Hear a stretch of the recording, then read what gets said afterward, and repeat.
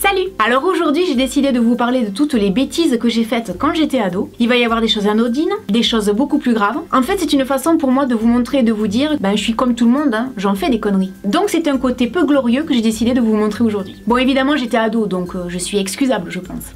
Petite question, qui n'a pas eu envie, au moins une fois dans sa vie, de faire péter les cours ou de pas aller au boulot? Et que personne ne me dise pas moi, parce que là je vous croirais pas. Bon en ce qui me concerne, j'ai fait péter les cours pendant 2 jours, en rédigeant moi-même un mot d'absence, et en imitant bien évidemment la signature de ma mère. Et donc j'ai passé 2 jours chez une copine au lieu d'aller en cours. Sauf que j'étais dans un lycée privé, et qu'ils contrôlaient toutes les absences. Donc bien évidemment, ils ont téléphoné à ma mère. Ma mère découvre la supercherie, et donc le lycée lui dit, votre fille va être renvoyée pendant 2 jours, et ma mère qui surenchérit là-dessus, à mon avis elle a dû se croire au casino. 2 jours? Ah ben non, rajoutez 1 jour de plus, ça lui fera les pieds. Merci maman.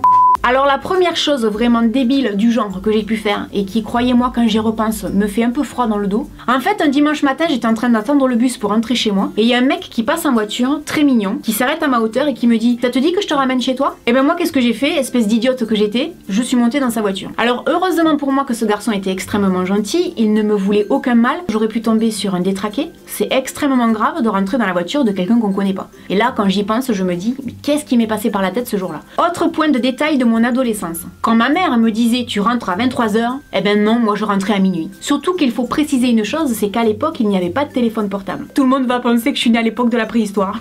Et ce qui est quand même fou, c'est que moi maintenant on me fait ça, je deviens hystérique quoi. J'ai fumé ma première cigarette à l'âge de 13 ans pour faire comme les copines. Bah ouais, c'était tellement plus sympa de jouer à la grande. La première taf, j'ai trouvé ça tellement dégueulasse et j'ai tellement toussé que j'ai décidé que je ne fumerai plus jamais de ma vie. Et pour pas trop me faire remarquer, ce que j'ai fait c'est que j'ai jeté le paquet en rentrant chez moi le soir. J'avais la chance d'avoir une maman ultra cool. Parce que ma mère m'avait toujours dit écoute, si tu veux fumer, je préfère aller t'acheter moi-même tes paquets de cigarettes plutôt que tu achètes n'importe quoi à n'importe qui. Mais vous savez quoi? En fait, quand vos parents vous disent ça, ce qui pourrait être interdit, finalement vous le faites pas. Et avec le recul, je me rends compte qu'elle a fait ça pour beaucoup de choses. C'était une super stratégie de sa part. Bien vu maman. Alors quand j'étais ado, j'avais des talents de faussaire. Dans le lycée privé où j'étais, on devait faire signer toutes nos copies, que les notes soient bonnes ou mauvaises. Et bien évidemment, je faisais signer que les bonnes. Toutes les mauvaises notes que je me payais, je les signais moi-même. Bon, ne vous inquiétez pas, là aussi, ma mère s'en est rendue compte. J'ai passé un sale quart d'heure. Autre question, qui n'a pas triché au moins une fois dans sa vie?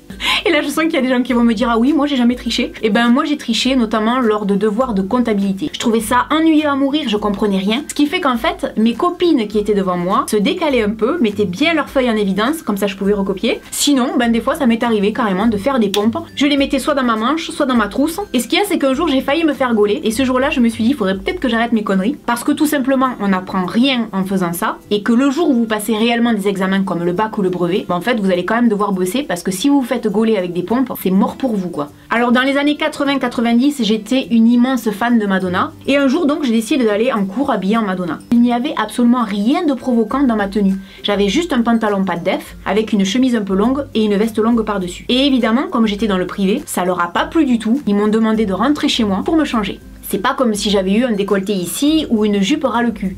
Comme quoi, l'habit fait pas le moine. École privée, moine... Autre question, comme ça je me sentirais un peu moins seule. Qui n'a jamais, excusez-moi l'expression, foutu le bordel en cours? Figurez-vous que c'était une de mes spécialités en cours d'anglais avec une prof qui n'avait aucune emprise sur nous. Et avec mes copains et mes copines, on adorait, mais vraiment, foutre un bordel monstre en cours. On s'envoyait des trucs à travers la classe. Tiens donc, je dis s'envoyer des trucs, je perds ma boule d'oreille. On s'envoyait des papiers, on parlait fort, enfin un truc de fou quoi. Quand j'y pense, j'aurais été à la place de la prof, mais j'aurais pété un scandale, c'était honteux de faire ça. S'il y en a parmi vous qui font ça, dorénavant vous pourrez penser à moi. Autre chose, quand j'étais ado, j'étais hyper fan de tout ce qui était surnaturel. Invoquer les esprits, le rapport avec le diable, l'au-delà, les morts, etc. Je surkiffais ça. Combien de fois j'ai cherché à communiquer avec les morts? J'ai tout essayé, j'ai lu plein de bouquins, finalement ça n'a jamais marché, puis j'ai laissé tomber. Une chose que je faisais et je me rendais pas forcément compte que c'était mal, c'était de prendre tous les jours dans le porte-monnaie de ma mère l'équivalent d'à peu près 30 à 40 centimes pour m'acheter un pain au chocolat. Ce qui est dommage, c'est que moi-même à l'époque, je ne me rendais pas compte que ces 8 à 10 euros que je prenais tous les mois, ça manquait à ma mère. Je dirais que quand on est ado, des fois on se rend pas forcément compte de ce qu'on fait vis-à-vis de l'argent. On se rend pas forcément compte des problèmes d'argent que peuvent avoir nos parents. Et quelque part, je suis un peu déçue d'avoir fait ça et ça me donne envie de pleurer. Parce que je sais à quel point ma mère a pu galérer avec l'argent. La pire boulette que j'ai pu faire quand j'étais ado, c'était de demander à ma monitrice d'auto-école depuis combien de temps elle était enceinte. En fait, elle était pas enceinte, elle avait juste du ventre. Je sais pas qui était la plus mal à l'aise des deux, elle qui savait pas quoi me répondre ou moi qui avait fini par comprendre que c'était une énorme boulette.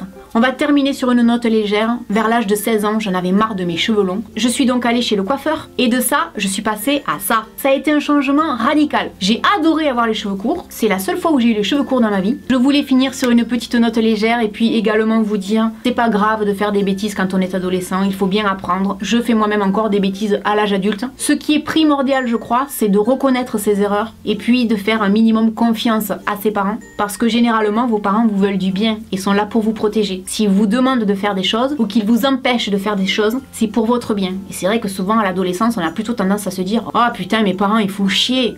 Ouais, mais c'est parce qu'ils vous aiment qu'ils vous font chier. N'hésitez pas dans les commentaires à partager avec nous vos bêtises et puis je vous dis à très bientôt dans une prochaine vidéo. Salut!